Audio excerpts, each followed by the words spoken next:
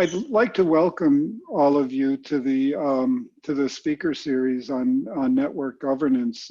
This is one of the featured speaker series this semester from the Center of Governance and Markets at the University of Pittsburgh.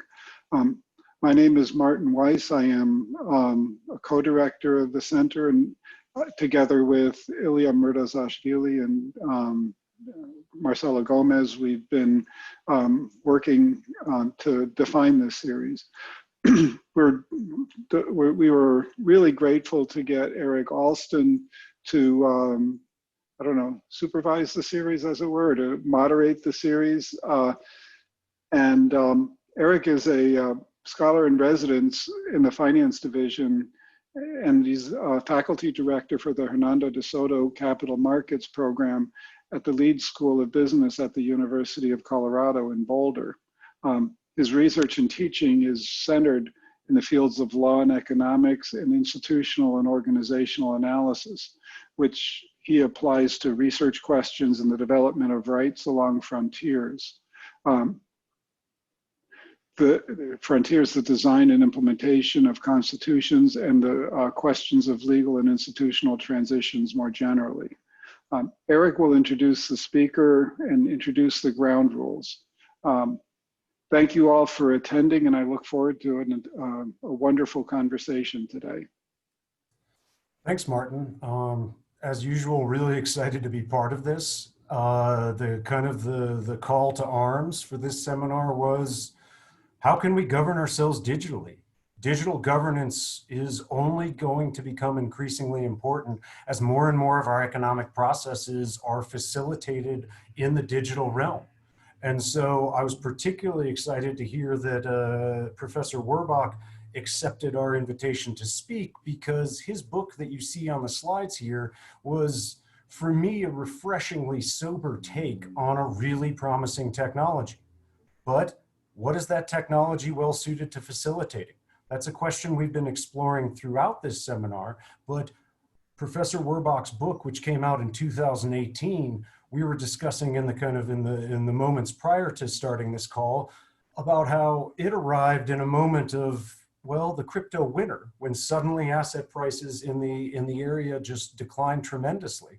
And he was one of the few voices in the area that, in the height of the crypto bubble, was saying we need to take a sober look at this technology from all sides. And so I was very happy to find his book as a resource in 2018 amidst all of the churn of speculative interest that was occurring at the time. So Professor Werbach is at Wharton in the Legal Studies and Business Ethics Department, and is a professor with research interests surrounding internet policy, ethics of artificial intelligence, blockchain, and gamification. And so I'd encourage you to visit his faculty page, which I threw into the chat, because he treats a lot of issues beyond blockchain in the realm of digital governance. So if you're interested in digital governance, I would encourage you to take a tour of his faculty page, especially his recent research. And so the typical format for this is 35 minutes of remarks from the speaker, and then 20 to 25 minutes of Q&A. Ultimately, though, we want this to be a dynamic and engaged discussion. So if you have a question for Kevin during his talk, please feel free to reach out to me, and I will, via the private chat, and I will interrupt Kevin once he's finished his thought. After that, we'll turn it over to the audience for questions. And as usual, we will keep this Zoom open for 30 minutes past the hour in the event discussion continues that long. And so without any further ado, I'm really happy to turn it over to Professor Werbach. Thanks so much. I really appreciate you having me. I'm delighted to be here. Martin and I have actually co-written on issues of blockchain applied to spectrum policy. I'm going to talk today about blockchain and governance, but gesture in the direction of some of the other topics that I talked about in the book and various other work that I'm doing. I shared a book chapter on blockchain governance called The Siren Song, which I will not assume that you've read, but you can take a look at that for more. So I basically have spent my career studying emerging technology, legal and business and ethical implications. And I'm always trying to get ahead of the curve and find something that is really transformative at a deep level. but to get engaged before it has come to maturity, before it's even clear what the boundaries are and how effective it's going to be. 25 years ago, that was the internet. And the community that I was involved with in the 1990s, I started my career at the Federal Communications Commission doing internet policy back then. The people that I was working with and the people I was engaging with in Silicon Valley were all convinced that the internet was going to change the world. And we were right, by the way. Punchline, the internet did change the world. But looking back, there were something like, really at the end of the time I was there, 50 million people in the entire world on the internet. There was literally no person in China who could have a private internet access account at that time. And now, of course, there's 1 billion people in China with broadband internet access, many more than in the United States. And of course, we've seen in the last several months with the COVID-19, just how essential these services are. What got me excited about blockchain was that blockchain is one of the first things I've seen since the internet that has a similar feel to it. It is a fundamental, foundational kind of technology. It's a basic, deep change in how we structure information. And that means that it has the potential to be transformative across all of society, not just in a certain set of industries like finance, and not just in commercial context, but really something that in time will touch almost every business of any scale in the world, just like the internet does today. And so that's what got me excited, as well as just the wonderful weirdness and complexity about blockchain. But it's also really early, and it's still really early. And there is still a tremendous amount of hype. And there is a tremendous amount of discussion and expectation about blockchain that is divorced from reality. That's not accurate, and that is assuming it's going to change things that it's not going to change, assuming it's going to succeed in ways that it's not clear it's going to succeed, and assuming that things are going to happen much faster than they really do. So we need to understand what the reality is. And the starting point for that that I want to use here is to talk about this notion of governance. Blockchain is a fundamentally decentralized technology. At its core, it's just a database technology. It's just a way of storing information. But it's a way of storing information based on cryptographic techniques and a variety of other methods that allows information to be shared without having the traditional kind of central control over that information. And so the community that got excited about blockchain early on got excited because it thought this is a way to get rid of government and a way to get rid of governance. That why would we want something decentralized? Well, we want something decentralized, a lot of the early blockchain proponents felt, because centralization is inherently bad. And especially centralized power in the state, in any kind of public entity, is just necessarily bad. And so the idea was that blockchain is the opposite. And so let me show you a quick little representation of this.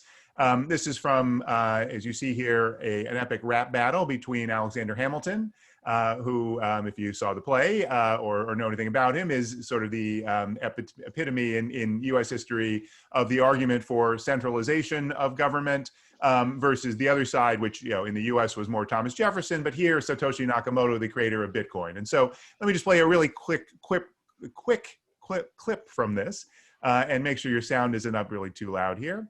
Here's the argument. It's not the currency itself, it's the method, man. You can't build things that last without a central plan. Crypto is a balance to the centralized model, because things fall apart, the sensor cannot hide. All right, so the idea is, on the one hand, you have the traditional government view, which is that you need centralized control. You need a central plan. You got to build something with centralized authority. You've got, in the case of traditional legal institutional arrangements, at the end of the day, there is a state, and that state has a monopoly on violence. It can throw you in jail. It has people with guns enforcing its decisions. And it's, at some level true of any kind of centralized governance structure. If you are using Facebook, then you are subject to Facebook's legal authority and control over the platform. The idea with Bitcoin, the first cryptocurrency, was seemingly the opposite, seemingly the idea that you can have something that has no center. And if you're familiar at all with cryptocurrency, you may have gotten the joke there, the center cannot hodl. Hodl stands, well, sort of stands for hold on for dear life, but it's the idea, it's a misspelling intentionally of the word hold. It's the idea of cryptocurrency advocates that Bitcoin is inherently going to go up in value. It's necessarily scarce because the blockchain technology, the consensus rules of the Bitcoin network ensure that there will never be more than 21 million Bitcoin ever issued. And as a result, the argument is that it inherently will go up in value over time, so you should never sell or very rarely sell, even though it fluctuates massively in value in the short run, you should hodl. And so the argument that Satoshi's making there is that centralized systems are going to fail. Centralized systems inherently are dependent on centralized actors. In the case of money and currency, we're dependent on central banks. And central banks, the argument goes, can't be trusted.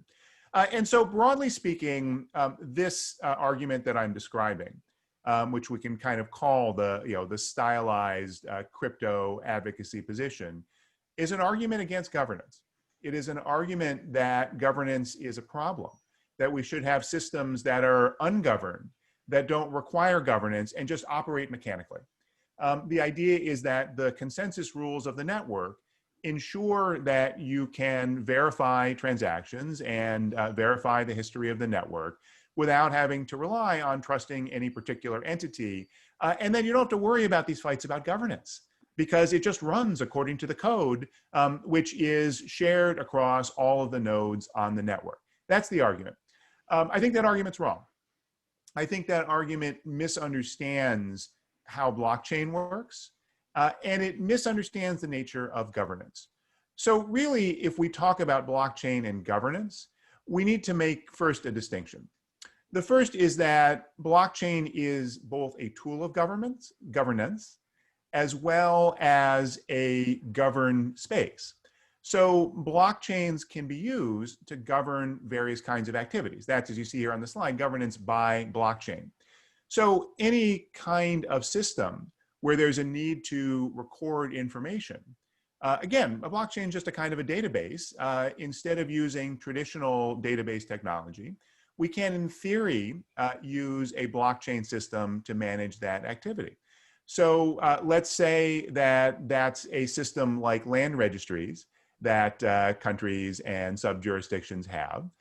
Instead of recording that at the local land registry office and having it go into a centralized database managed somewhere, we could record that on a blockchain. And so therefore the blockchain is then the institution that is governing that activity. So that's governance by blockchain. I'll get back into ways that might be good and bad, but that's the blockchain actually becomes the governance entity itself. But we also need to understand how the blockchains themselves are governed. They are not ungoverned spaces. First of all, there is the consensus layer itself. So the consensus algorithms are the code that determines how a transaction is validated on the network, how the blockchain participants, the nodes on the network, agree about what the state is of the network. And Bitcoin uses a system called proof of work. There are a whole variety of blockchain consensus mechanisms, which are more and less centralized. Now, there's a big religious war about at what point you can call something blockchain. I don't want to get too far into it in my prepared remarks, but happy to fight about it if you want in the Q&A. But I think a blockchain is a family of technologies. It's a collection of approaches that have this characteristic of trying to decentralize control using cryptographic techniques. But there is no exact point in time where something is and is not blockchain. There's a variety of different approaches which involve different trade-offs. This is engineering. There's always trade-offs that have to be made, and blockchain doesn't eliminate those. Bitcoin makes very severe trade-offs, for example, in terms of throughput because of the extent to which it tries to decentralize that consensus process, also makes very serious trade-offs in terms of governance. Because in order to change the code of the Bitcoin network, you have to convince enough of the miners, of the full nodes on the network, of which now there are tens of thousands around the world, to run a different set of code. There is no one who has the power to insist that all of them do that. Now, that does not mean that there are not authority figures in the network, but it's a very strong trade-off in that direction. The problem then, as a result of that, is it's hard to change and update anything. So, the basic Bitcoin architecture was defined in 2009 or 2008. It was launched in early 2009. And we found lots of ways to do things better. There are limitations and flaws, and there's been gradual upgrades, soft forks in the network, but there's still very serious limitations because the consensus network is basically frozen because of those governance decisions. But it's important to understand that's just one layer of governance. Governance of a blockchain is not just the basic consensus mechanism of deciding basically what's the state of the network. There's a whole set of other layers. And here I'm basically taking a hierarchy that comes from Elinor Ostrom, won the Nobel Prize in economics for her work on governance of commons-based systems. Because it used to be thought that governance required ultimately the state. How could you have a system be governed if there's voluntary participation because people will just cheat and there's no legal enforcement mechanism? What Ostrom very famously showed, along with others, is that we see many, many examples of decentralized systems in the real world. This is not blockchain. This is systems like groups trying to manage water resources and things like that, where even though the community is voluntary, they have effective governance mechanisms. And she goes through and shows a variety of ways that can happen. But the point I'm using here is that she also talks about governance operating at different levels. So there's, first of all, the operational level of governance. Just if everything's working as planned, how do things happen? How do decisions get made? How do transactions get understood? Who is using the network? Who is running the code on the network? How does that happen? That's the operational process of governance. Second level above that, though, is what she calls the collective level, which is what happens when that governance set of processes need to change because circumstances change. Edge cases come about that weren't anticipated, or in some cases, crises come about. And there is no system that will be perfect ahead of time. We have, as Herman Kahn said, bounded rationality. Economists like to talk about contracts virtually never being complete because humans can't anticipate every situation that will ever happen out to all eternity. That's one reason why people lose money in the stock market and people make money in the stock market, that no matter how good our computing technology and analytics are, we can't perfectly predict every eventuality. So we need mechanisms at some level for changing the system when things go wrong. And then we need a constitutional level above that. We're having a lot of fights right now about Supreme Court appointments, dealing with interpreting the Constitution, because sometimes you need to go to the foundational level and change basic structures, not just change the rules, but change how the rules get made. And that's any system of sufficient complexity and sufficient importance is sooner or later going to need to understand what are its basic constitutional principles and what are the mechanisms for making those kinds of changes. And so blockchain networks have the same needs. There's going to need to be, and there are when you look at operational blockchain networks, processes at every level. Now, those processes are not always defined. Often, as in the case with Bitcoin, there is no specification of what happens above the consensus layer. And yet, as I'll talk about in the examples, something needs to be done. Things happen and there have to be decisions made. So this is the context of blockchain governance. How does governance operate in a blockchain network? And this is the point of the paper that I circulated with you. It's a system that basically creates freedom through constraint, which sounds kind of counterintuitive. But it harkens back to the story from the Odyssey, where Odysseus was sailing towards the area that was inhabited by the Sirens, these mythical mermaid women who would sing a beautiful song. And the problem was anyone who heard their beautiful song guess any men. This was, of course, wonderfully sexist classical work. But the idea was anyone who heard their song would just be so enthralled, they would want to hear it more closely, and they'd jump off the boat and drown. And Odysseus wanted to hear the song, but not drown. So he told his crew, tie me to the mast of the boat so that when I hear the song, I can't jump in. I'm going to want to, but I am totally prevented from doing so. And then he further told the crew, put wax in your ears, because what's going to happen when I'm struggling against the ropes? I'm going to say, untie me. I am your captain. I'm your commander. You have to listen to me. Untie me. You're not going to hear me. The crew's not even going to hear what I'm saying because they have wax in their ears. They're not going to hear the sirens, but the important thing is they're not going to hear me. So at two levels, what Odysseus does is disempowers himself, but he does it prospectively. He says, I know at some point in the future, I'm going to want to do something irrational. And so I'm going to take away my power to change it. And that's at some level what blockchain does. It's what economists call a commitment device, a mechanism that makes my commitment to act in a certain way credible. Odysseus might say going in, well, don't worry. I'm very smart. I'm very rational. I'm very brave. I'm not going to drown myself and order all of you to drown yourselves. But he has an inkling that he's human. And when the magical song of the sirens is in the air, he's going to abandon his rationality. So any commitment he makes ahead of time that is just him telling people something is not credible. He wants to make that commitment credible. Now, traditionally, ways that we make commitments credible are, for example, by using the power of the state, is using contract law and saying, if I breach my commitments in a contract, you can sue me. You can take me to the court, and you can use the power of the court, the power of the government to enforce that transaction. But of course, that has all kinds of limitations and problems. It's inefficient, it's imperfect, it's relying on trusting the state. And so blockchain is a different kind of commitment device. It's a commitment device that is based on the power of cryptography. It is based on the fact that I may want to change a transaction.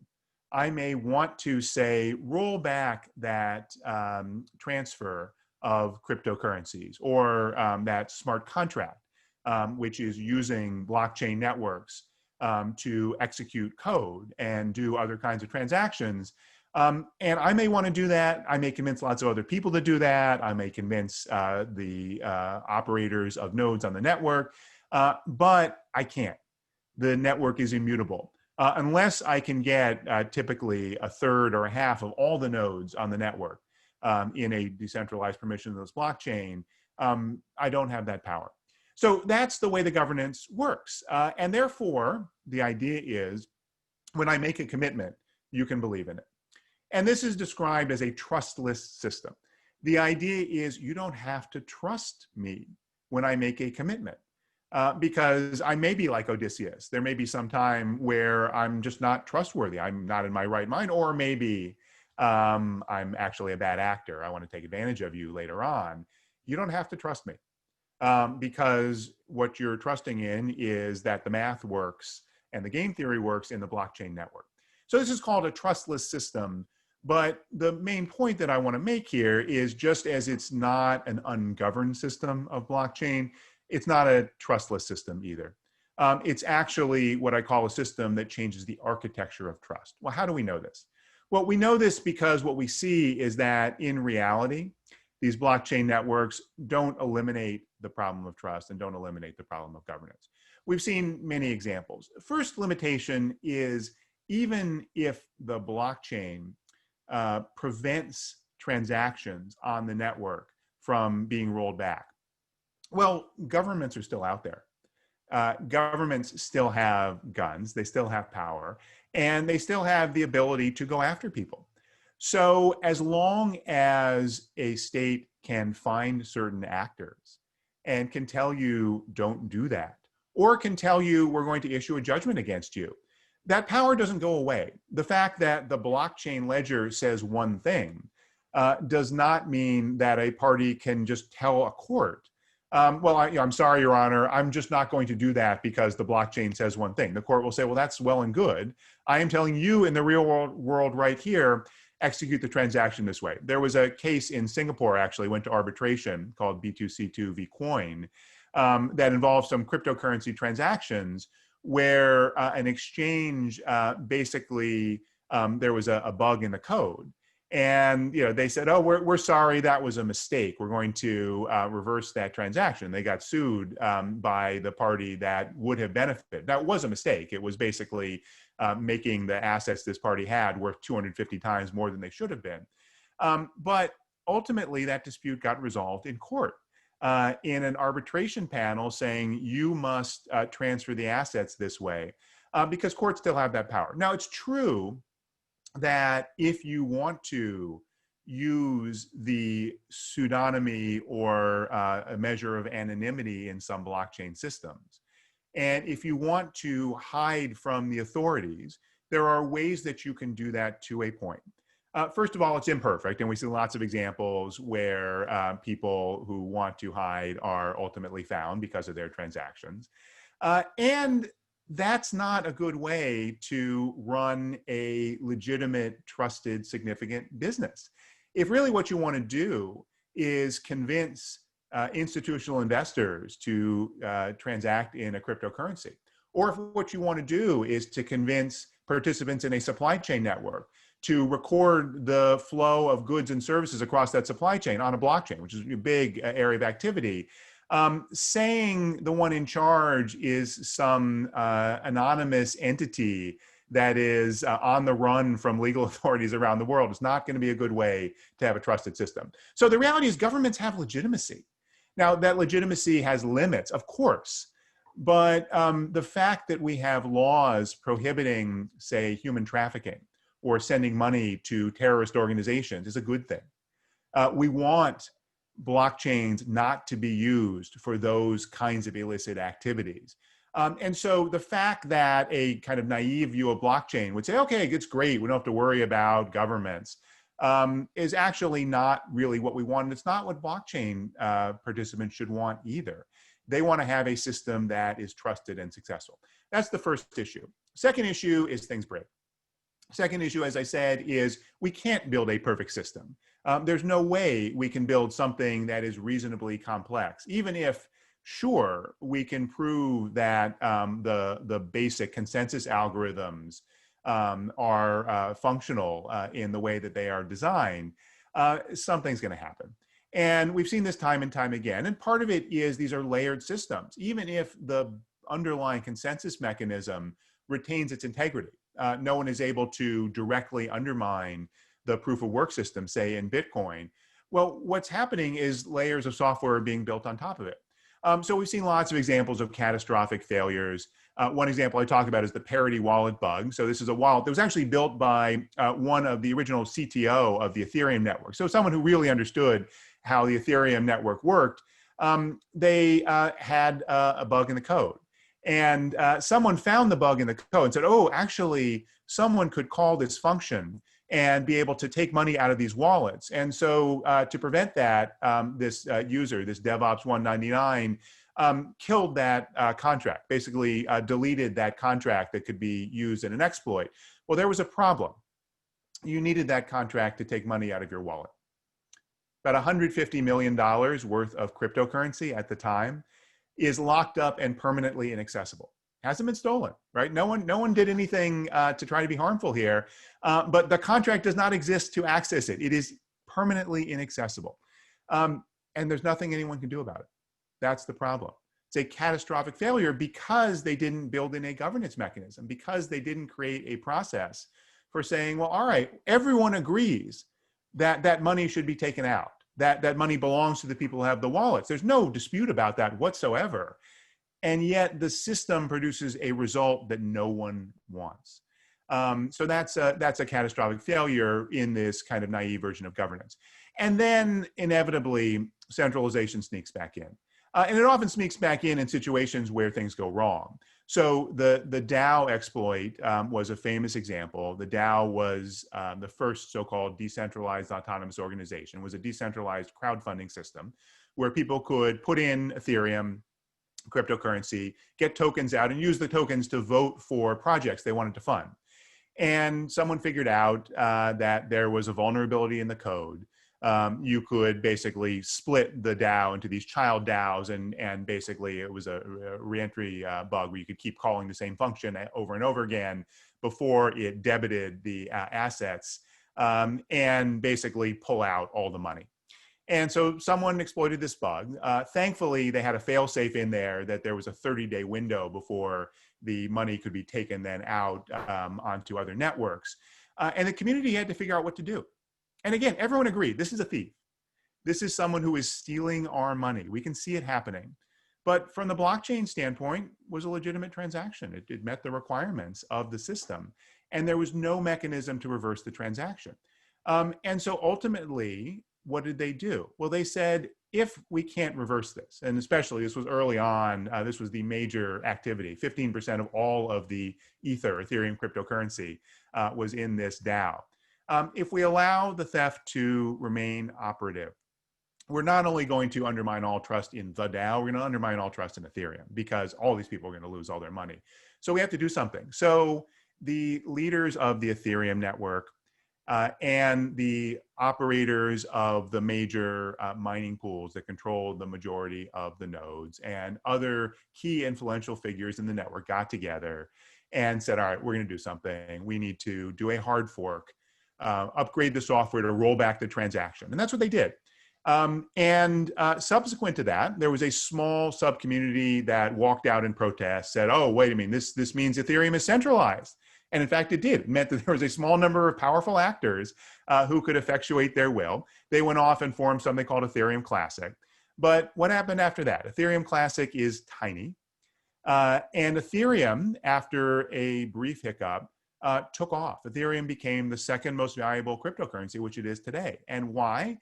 Because it had governance, because it had mechanisms that were able to deal with that problem in a way people were comfortable with. But it happened in a way that involved giving up on some of the decentralization. One more example quickly that happened more recently. Steemit is a content network where there's a cryptocurrency token that you use to vote up and down content. So think about like a Reddit or something like that. But there's a monetary incentive system where people get paid for good content. And people vote up content with their tokens. And the idea is this is what's called a token curated registry, that it'll allow the cream to rise to the top. It's actually had some success. And there's a company that basically created the crypto asset token and writes the Steem software. But it's separate from the Steem network. It's a public blockchain. That company was bought by Justin Sun, who is the creator of something called Tron, a very highly valued cryptocurrency network, but one that is most people are very skeptical about its ethics and legitimacy. And Justin Sun bought that company and then immediately took the tokens that that company had, which could be used for voting for governance of the Steem network. And the Steem company had basically said, well, yeah, we have all these tokens, but we're not going to use them. We're not going to vote them in governance because we have too much power. You can trust us, right? We're just the ones who developed the network. We want the network to succeed. So Justin Sun bought it and immediately voted all the tokens to give himself control of the whole network. Well, so that's an example of centralization creeping back in. Well, what happened in response? Everyone else said, this is an interloper. This is not what we want. We're all going to band together and retake control of the network. And they did. They actually got enough people to vote in the governance system of Steem to reassign control of the what are called the witnesses, I think, that control decisions on the Steem network away from Justin Sun. All right, maybe a good result, but not a result about this decentralized blockchain consensus network. It's a messy governance process involving humans. So this is the reality. And what this shows us is that blockchain systems aren't trustless. They are, as I say in the title of the book, a new architecture of trust. They are a new kind of trust. Trust is not just existing or non-existing. It's also not just centralized or decentralized. There are different structures of trust. The first three are different systems of trust that still have some measure of central control, that there's still something you need to trust, whether it's the government, the counterparty, or some central intermediary. The difference with blockchain is you have to trust the blockchain. You don't have to trust any specific actor. You don't have to trust one maintainer of the ledger, let's say, one miner or one full node operator, but you still have to trust the blockchain. And what that means is fundamentally that blockchain is a new kind of trust that provides us with a different toolkit for governance. It provides us with a set of mechanisms that we can use to construct new kinds of more decentralized governance structures. But we need to build them, and we need to build them based on the needs of the community and the application. And broadly speaking, I won't go through all of these, and then I've got, I think, one more slide, and then I'll stop and take your questions. Broadly speaking, these governance tools of blockchain achieve two goals. One is choice. And choice is an important piece of governance. Albert Hirschman, a sociologist, wrote a famous book called Exit, Voice, and Loyalty, talking about governance and saying an important piece of governance is the possibility of exit. If you don't like, for example, what a company is doing, you can sell your shares. Or if you work there, you can leave the company. You're not forced to be part of it. And so you can vote with your feet. If you don't vote with your feet, you basically are saying, I'm comfortable with what's going on. So that's a powerful fact of governance. What blockchain does is vastly increases the scope for exit because networks can be built deliberately based on a set of rules. A DAO, a decentralized autonomous organization, is a set of smart contracts that define the governance rules of those who participate in the network. And then it self-executes. It operates on the blockchain network. So that allows rules to be encoded, and then you can voluntarily decide to participate in that network. It's your choice if you want to be part of it. Now, the DAOs are not perfect, like the DAO I talked about, but it increases the scope to play around with different governance rule sets. There is the possibility of forks. We saw that in the example I gave with Ethereum. If you don't like the way the blockchain works, you can take your tokens and fork the network and try to build your own network. Now, there's real limitations to that and a real cost to that. But that possibility does exist in a way that it doesn't exist in traditional governmental systems. There's also the opportunity for what I'm calling here compartmentalization. There's some newer blockchain networks, Cosmos and Polkadot are some of the most prominent, that basically have a structure where different blockchains share a consensus layer. So you get the value of security. What makes decentralized proof of work type blockchain systems secure is the level of activity. The more work, the more computation that's going to the network, the more secure they are. And so you want to have, if you've got a small community, it's not going to be very secure, but if you can share on a common consensus layer, then you can have a network that's secure. But what these systems do is allow those sub-communities to have their own governance rules. So maybe one community says, we want to build a consortium where we've got 5 or 10 or 50 different actors, none of whom have total power. But there are only 50 actors that have power. We're going to identify them in this system. So for example, if you've got a supply chain network or you've got pharmaceuticals, there's a system called MetaLedger that's being used to track drugs, which is required now under US law, from the manufacturers all the way out to the pharmacies. And so they've got a system where there's certain actors who have the power to add records to the blockchain. Because you don't want to have a system where I could just show up and say, I'll put some pharmaceutical stuff on this blockchain. No, I'm not a drug manufacturer. I'm not a pharmacy. You don't want me to have power. So that is one set of governance rules that would apply for that blockchain, but maybe a different blockchain in this environment, in this universe, wants to have a much more decentralized Bitcoin-like system. So one approach is to build blockchains that allow for this variance of governance structures sharing the common platform. Another approach here, which I'm calling nesting, is to have governance that's hierarchical. So you can take a DAO, a decentralized blockchain, decentralized autonomous organization, and basically wrap it in a legal organization. A LAO is a legal autonomous organization. I think Aaron Wright is coming to a later version of this speaker series. He's one of the people who's very active in this area, so I won't say too much about it, but you can build basically a corporation, a limited liability corporation, which is the physical world, the positive law manifestation analogous to and directly integrated with that DAO, because you can actually put pointers from the legal phenomenon to the smart contracts, and you can have the smart contracts have hashes of the legal contracts as well. Materium is another system that's trying to do this for property, to try and take assets, like their first one is a Stradivarius violin, where they're securitizing it on a blockchain, but connected up with enforceable legal contracts that are subject to traditional territorial law. So these are all really exciting possibilities we're just starting to experiment with.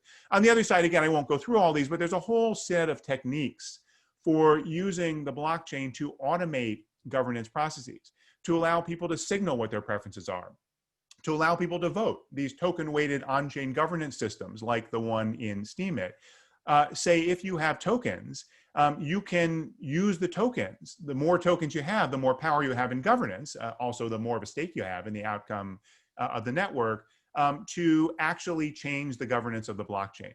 And there's a whole bunch of networks that are now experimenting with this in different ways. Again, I'm happy to go into it in more detail.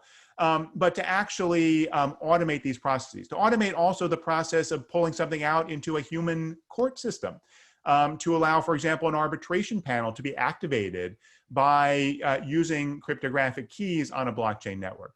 So really, these are toolkits. These are ways of using blockchains as a mechanism for governance. And there's a whole variety of applications. I'll stop because I know I'm running short on time and not get into these in detail, but not just the traditional kinds of applications. China is developing a system called social credit, something I've also written about. Most people in the West are freaked out, think it's 1984, George Orwell squared. It is scary in certain ways, but it is also a system of algorithmic regulation, of using algorithms to regulate and regulating the algorithms themselves with a baseline set of rules. And the problem there is trust. The problem there is, how do you trust the government to be true to its own algorithms and its own rules? Well, one way you might do that, and one way China is actually looking about doing that, is using blockchain. And similarly, at the global level, we have this problem. The internet's fragmenting. We've got the Chinese internet and the internet in the rest of the world, and other countries now are splitting up in terms of their set of rules. How are we going to create mechanisms that are global in nature, but are also effectively governed for something that operates like the internet that we have? Again, a blockchain type system, I think, is likely to be the way we go about doing that. Very early on in terms of getting there, but that's the potential. So what this means is a world that, again, tipping the hat to Elinor Ostrom, is polycentric in terms of governance. Many different mechanisms of governance operating, and the traditional legal mechanisms don't go away. We need to think about governance in a blockchain context as a kind of risk management, to have different layers and different backstops. MakerDAO is an algorithmic stablecoin. It's a cryptocurrency that keeps its value pegged to the dollar, but it does it not by putting dollars in a bank, but by using a set of mechanisms that create collateral and buy and sell it algorithmically. But it only works, and it's worked incredibly well so far. It only works because there are all sorts of fail-safes, and ultimately humans, ultimately a group of people who are making decisions about how that network operates because they want it to work. And so that's okay. We shouldn't shy away from that. We should design the systems to achieve our goals. Because at the end of the day, you can't get away from people. You can't get away from people making decisions, and that's okay. Blockchain is not a way to get rid of all the people. It's a way to enable the people to design new kinds of structures that work potentially better than many of the structures we already have. So with that, I will stop. Apologies for going a little bit longer than I intended to. I have a project called the Crypto Governance Project. You see that's cryptogov.net. That is mapping out the governance processes of different blockchain networks. So if you're interested in this, I encourage you to go check that out. And with that, I will stop. Awesome. That was a lot of food for thought, Kevin. I've got a few questions myself, but we actually already have audience interest. And awesome. Coming from none other than next week's speaker, Professor Larry White, who we're also very excited to host next week. So I'll just turn it over to him directly.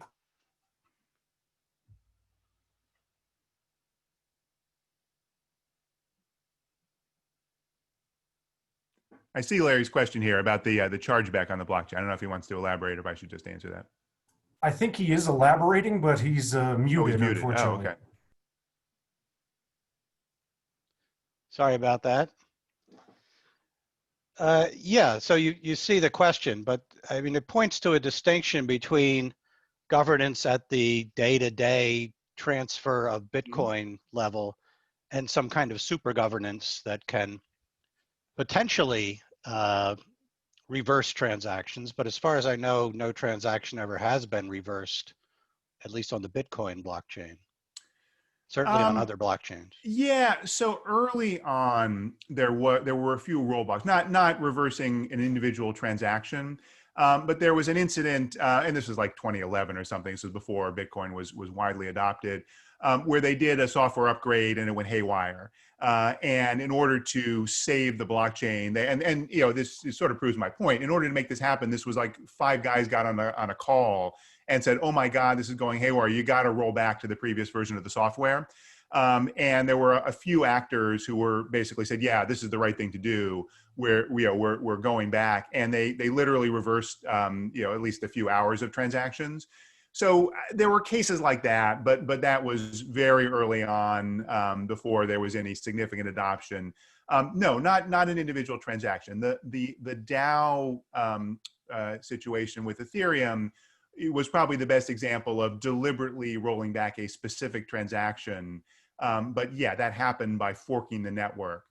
Now, you could build a blockchain, and there are blockchains that are being built this way that have a built-in mechanism for chargebacks. Now, you would have to specify, but you know, you can do something with a multi-sig arrangement where you say, all right, the following, you know, M of n, you know, 3 of 5 of these keys have to be presented, and then a chargeback can happen, or something like, or then it goes to some pool of arbitrators who will decide if this is a legitimate chargeback or a theft, whatever. So if one were to be building a system that, for example, was going to do what credit cards do, there's a reason that we have chargebacks. It's not just that companies, you know, want to be good to their customers. It's partly because there's legal requirements. I think we would see something like that emerge.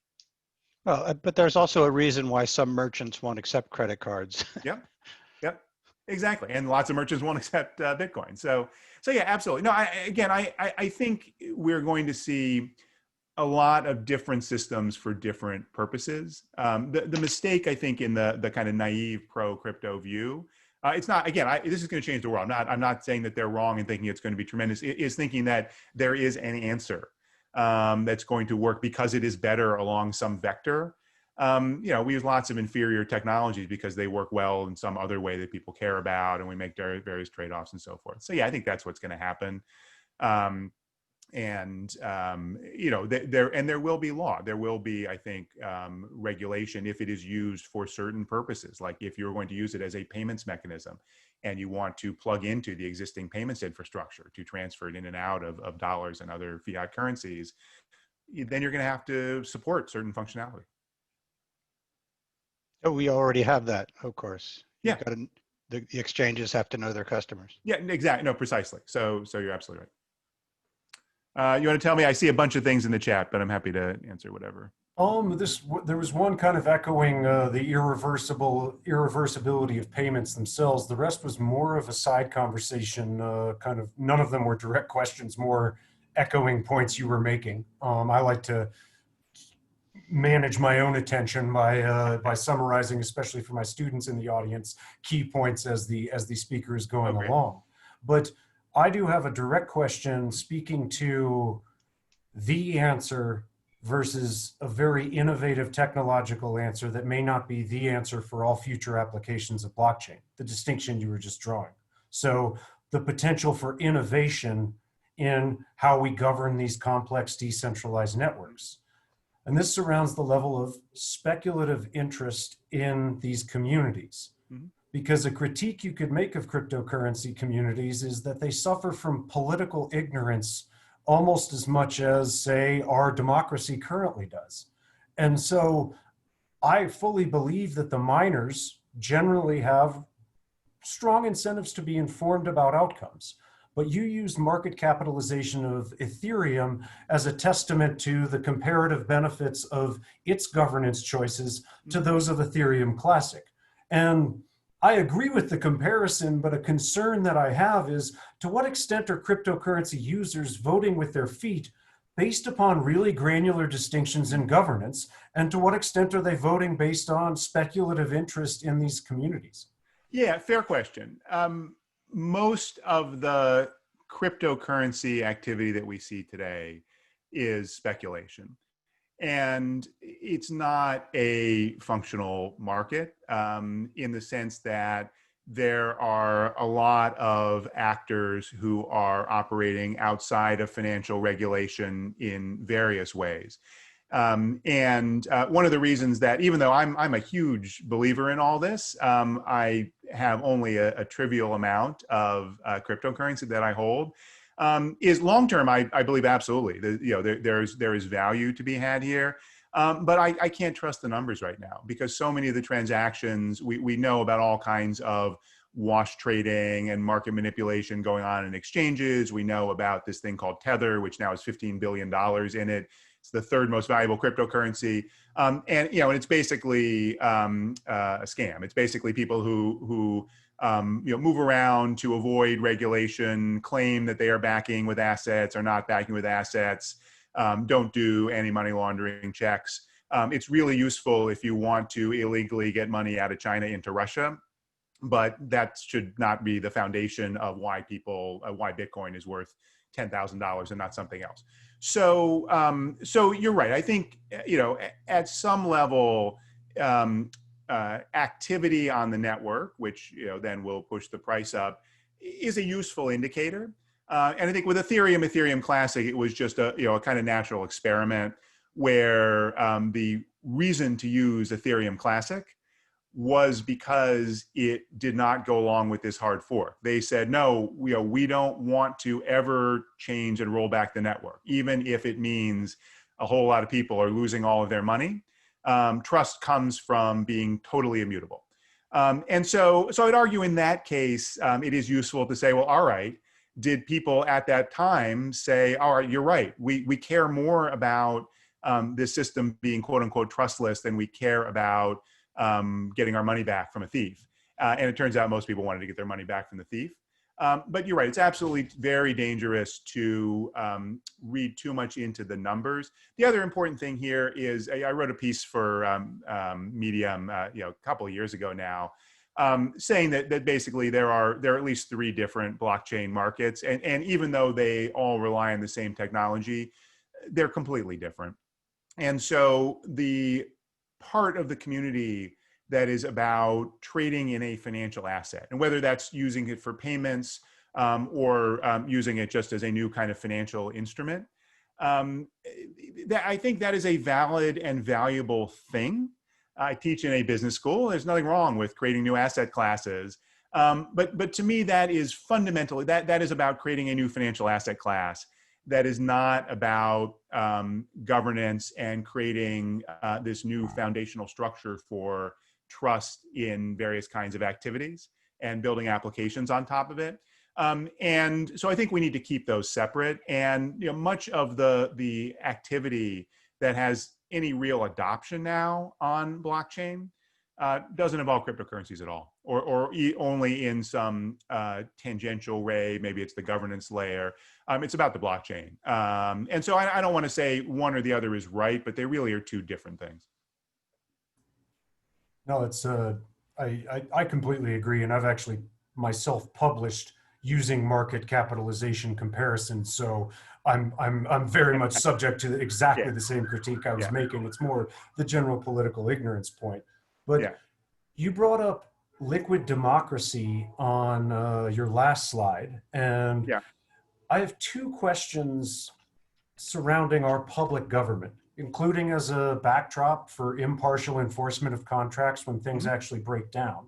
But the first question surrounds, what are things that are perhaps on some margins antiquated governance apparatus is still pretty darn good at? But the second part of the question is, presumably there's some things that it's not very good at. This is the transformative potential of blockchain. Yeah. But what do you think about the willingness of our authorities to relinquish that governance authority in the face of their comparative inefficiency today? So the first is, what are they good and what aren't they good at today? And the second is how do we get them to get rid of that authority in the event they don't want to relinquish it? They being governments. Absolutely. Yeah, absolutely. So broadly speaking, I talk about this new architecture of trust, and there are 2 situations where blockchain is valuable. One is where trust is the problem. One is where there's too much centralization of power. And, we don't want Facebook to have all of our data. And yet we give Facebook all of our data because we get a lot of value, and advertisers also get a lot of value in this system. And we kind of can't get out of it. So that is the classic kind of situation where an alternative that says, and I'm not saying that, we snap our fingers and Facebook gets replaced by a blockchain, but the kind of system where, a decentralized environment might be better has some value. So with regard to government is dealing with situations where it's concerned about concentrations of private power, where it has to regulate them. So, there may be situations where governments are interested in promoting blockchain development in situations like that. And then there are also our functions that government is doing where government doesn't want to be the one in control. And there's a reason that a lot of things have been privatized, that there's a recognition that, for example, market competition works in a lot of situations. Now, it has huge limitations, of course, but I think that the kinds of situations where we have seen privatization of government functions, where then the pushback has been, well, you're just facilitating actually concentration of private power. Those might be situations where there might be interest in using a blockchain by a government. But there's probably much more in the second category. The second category is where there's not enough trust, where things don't happen because there's a gap in trust, where no one wants to share information because they're worried about giving it up to a central actor. And there are some things, there's a lot the government can do, but there's things that it can't. So for example, let's talk about digital identity. Now, it's certainly technically possible to spin up a database and to say, all right, this is going to control the personal information of every person in the United States. Now, many countries have something somewhat like that. We don't in the US. We rely on these kludges like Social Security because we're concerned about that for various reasons. And many of the countries that have done things like that, like India, for example, with the Aadhaar system, have had lots and lots of problems, as you might expect. Well, wouldn't it be better if you want to achieve what government wants to achieve, to have a system that verifies identity? All right. If you want to be able to tell if I'm 18 years old to register to vote, or I'm 21 to get a drink, you can verify that, and it's cryptographically secured, but I don't have to give you my address and my photograph on my driver's license. I don't have to give you my social security number, which unlocks everything about me in order to verify that. That governments would like that. And there's a number of those applications where, and anything international, certainly, where there is no government that controls everything. Those are the situations where I think governments will be attracted to these blockchain type solutions. And we're seeing it, with central bank digital currencies, that now we are seeing governments like China building these systems that are, blockchain-like. Again, it's this family. They're not doing it on a decentralized blockchain, but using blockchain elements. Because if you want to have, yes, there are fiat currencies, but we also want to have commercial banks in the mix. We also want to have people controlling their own assets and so forth. We don't want to have it all just centralized. So there's some value in doing it on a decentralized distributed ledger. And for a long time, the US said, oh, no, the Fed said, oh, come on, we're not interested in that. Now, the Fed and pretty much every major government is looking at this. It's early on. They're not going to just adopt it, immediately and think it's automatically going to work. But there's certain inherent value in it. And so yeah, I think we're going to see a lot of government activity. Gotcha. And I currently have an RA exploring the interaction between sovereign bond markets and the issuance of a central bank digital currency, because for me, that would be something that you need to think through very carefully when issuing your universal currency. If you have a bunch of denominated debt instruments lurking out there, how do you link them directly to your central bank currency? And so the identity verification is an interesting one. I actually advised a startup here in Boulder that was trying to link employers with universities for all of the credential verification for obvious reasons. But that's a case where it seems like a quintessential network industry, in the sense that having 30 to 50 different identity verification blockchains sounds real cumbersome compared to just having one that manages all of this incredibly sensitive information. But in your mind, does that make it a truly public blockchain in the sense that it's created and run by the government? Or it sounded like your comments suggested, no, maybe a private provider like, IBM's Hyperledger, or, you name the project, could actually manage this task. That being Right. said, though, network industries of this level of importance in our society tend to be pretty darn regulated in practice. Yeah. And so I'm sort of curious what your thoughts are about how that would look like in practice. Would it be government run? Would it be privately run? A partnership? So I think we will see all of the above. The question of who builds the network and who operates the network and who designs the governance roles of the network are not necessarily the same as the question of how many networks there are. So, for example, in the pharmaceutical case, and I'm not, deeply familiar with all the details. There may be some other people who know more than I do, but there was this law that was passed requiring end-to-end tracking, because there's this huge problem with gray markets in drugs, end-to-end tracking of the pharmaceuticals. But it's a big problem because no one wants to share data because it's so competitively sensitive. The value of knowing what people are prescribing is often more valuable than the drugs themselves. The statute and the regulations set up a framework about what needs to be true of these ledgers, but didn't specify there would be just one. So this is another example of government stepping back and saying, we're not going to run it, but we are going to create the conditions for it and the requirements for it. And the MetaLedger example, that's one platform. That is not the platform. But it's one platform that's getting a lot of take up because the blockchain approach just has a lot of value. For the reasons I described, but it has to interoperate with everything else. So yeah, I think in time we will see some things be centralized. The central bank digital currency, I mean, yeah, you can have competition among currencies, but there is a value in saying this is the legal tender of the country. So there will be some things. And if we're talking about something that effectively is your core identity, then yeah, we're going to have one of them. And I think that's where we're going, in the US as well. But building that in a way that it doesn't create all the problems we're worried about, whether that's about surveillance or about security or anything else, means that there is not just going to be one system that pulls in everything. And that's where a lot of the work going on technically with blockchain networks is about interoperability. I mean, I talked about some of these networks like Cosmos and Polkadot. There's a system in China called the Blockchain Service Network, which is fascinating. It's a layer on top. It's basically a development environment for building applications on different blockchain networks. And they're integrating in both public and permissioned blockchains. They got pushback from the state-owned enterprises, so they split. There's a China part of it and an international part of it, but they also have interoperability. And so all of this, we can see technically how this can work in different ways. It's not yet fully resolved, all of the technical aspects to it, but it's going in that direction. So I think we're going to see a lot of different experimentation, and that's a healthy and a good thing.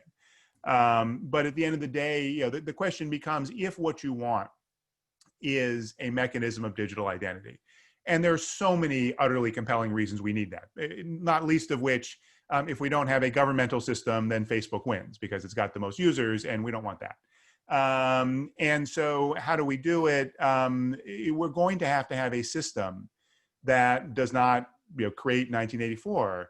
And the only way to do that is some system where aggregation of the data does not provide the same level of centralized control than it does with a traditional database architecture. And that's blockchain. That's where we're going. So that's, again, what gives me confidence to where I started, that this is the technology that's going to be the basis for all these systems. But yeah, it's the same thing with the internet. You look at the internet as this decentralized network. Well, how are we doing this streaming video with all these screens all around the world? We're not doing it on a best efforts, totally decentralized internet system. We're doing it because of caching systems and quality of service systems and overlay networks and buffering and all that stuff. All that stuff was not in the original IETF internet. That's the internet today. And it's the open public internet today. That's okay. Because it works, but we need to always be asking the questions. And I'm similarly sanguine about once the economic value of interoperability reaches a certain level, I believe we'll see a lot of solutions there that currently aren't present. And so I certainly didn't mean to suggest, oh, unless we have one blockchain for identity, it just won't work. But it is certainly a network good in that way. But I want to pivot slightly from verifying. And I'm mindful also of people's time. If anyone, I know we're after 5 o'clock. I'm happy to stick around, definitely. But yeah, no, actually, I'm happy to have you as an audience to learn from for the additional time. But anyone who needs to leave, please feel free to drop off, you included, because your time is graciously being provided to us. But I'm interested in pivoting from the verification of identity on blockchain to other discrete units. Mm-hmm. And there's one that we do pretty well with already: units of digital value that have a reliable form of issuance that makes them scarce, the canonical case of Bitcoin. Mm-hmm. But the namesake of my program, Hernando de Soto, is pretty excited about blockchain for real assets. Yeah. So not digital assets. And you mentioned a Stradivarius violin. And so I see an interesting kind of continuum of things that are being described here. One is people's identity. And people's identity is about as unique as you can get, to a Stradivarius violin whose provenance is probably incredibly well known. That is a very unique real asset existing in the physical world. To other assets whose boundaries are less well defined despite them existing in physical space, because the marginal benefits of defining them don't actually exceed the costs. And so sort of where do you draw the line in terms of characteristics of assets that are well suited to blockchain facilitation now? I'm in the camp that would say Stradivarius, absolutely. But I'm not in the Hernando de Soto camp that says relatively ill-defined parcels in, remote highlands of Peru are well suited to blockchain facilitation. So I'd really welcome your thoughts about the characteristics or the margins of assets that lend themselves to this type of definition. Yeah, it's a good question. Well, at a high level, this is basically recapitulating what I was talking about with regard to governance and this incomplete contract problem. That anything that is executed on a blockchain needs to be written into the code, because the blockchain has to transact in a certain way. And so anything that has human uncertainty in it, the blockchain is going to resolve one way or the other.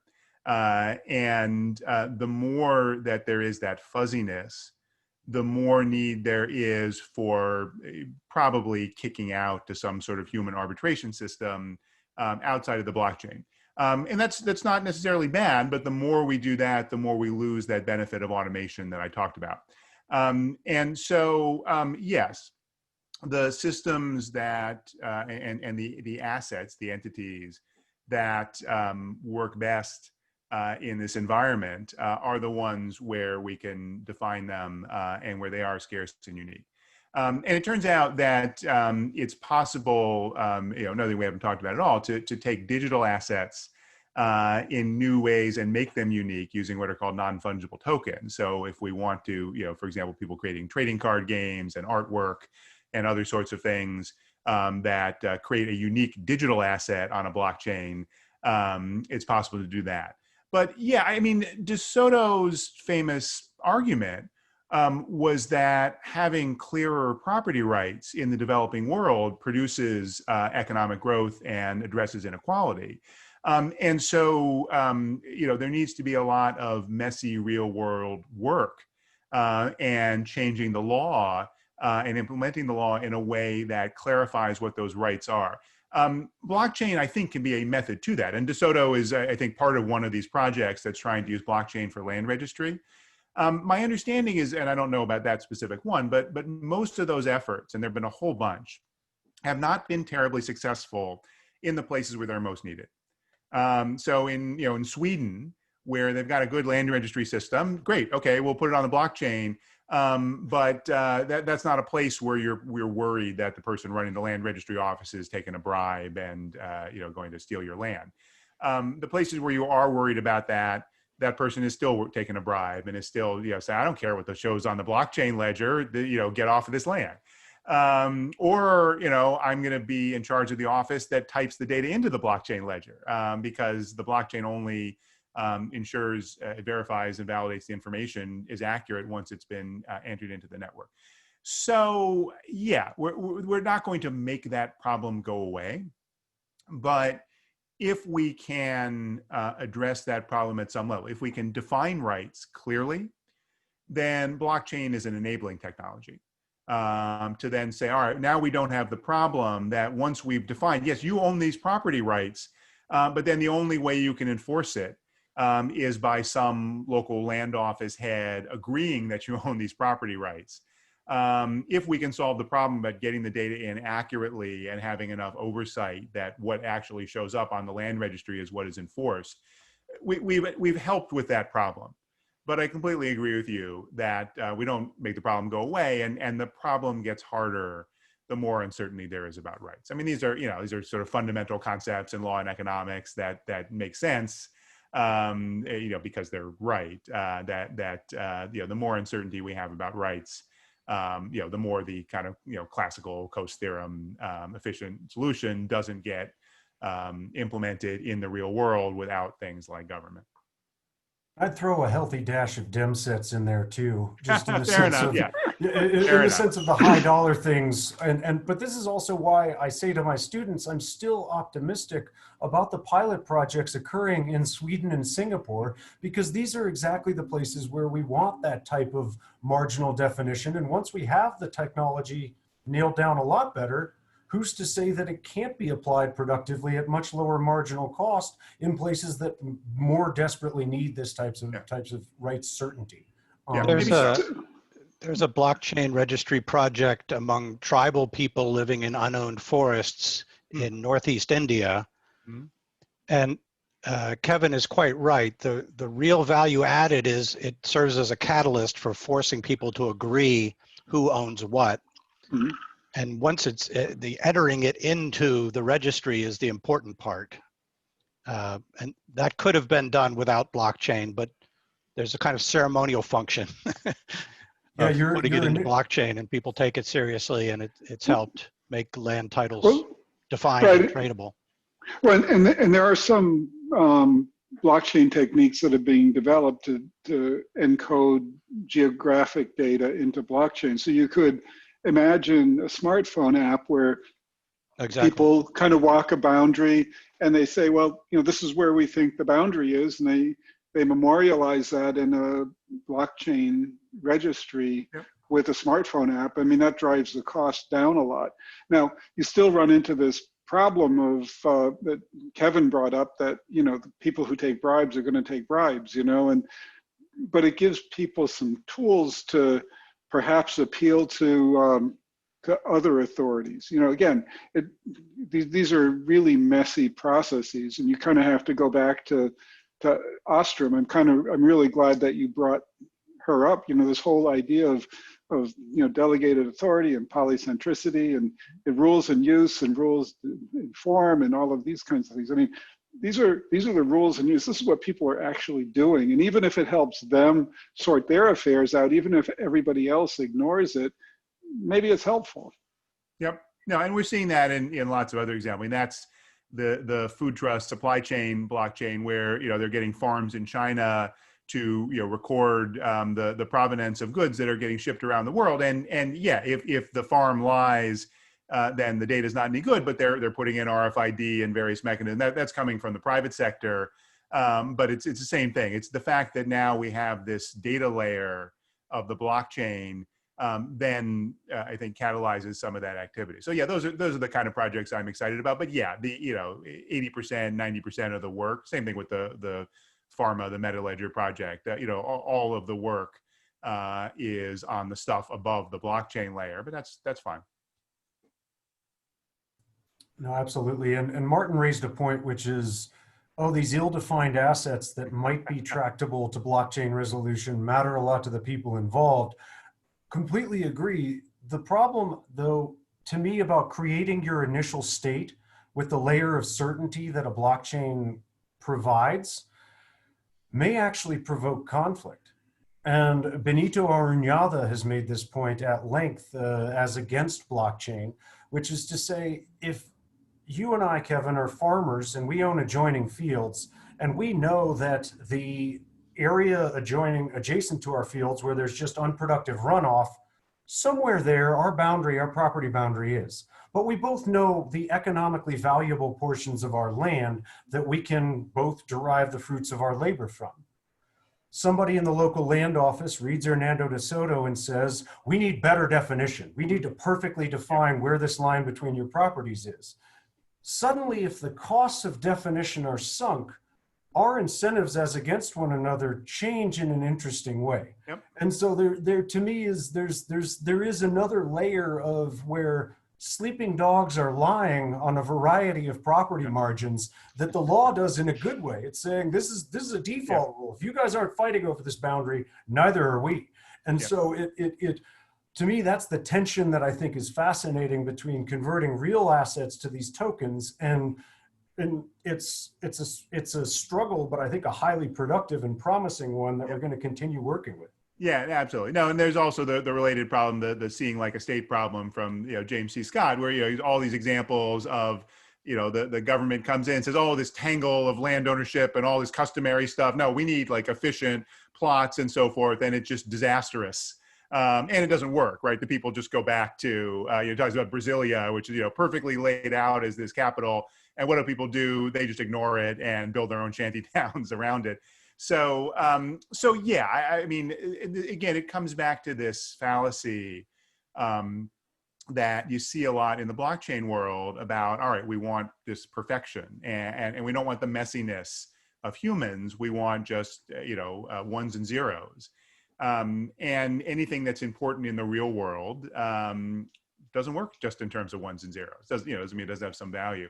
So yeah, I think about it as everything that we have learned and understood about these concepts of property rights and governance.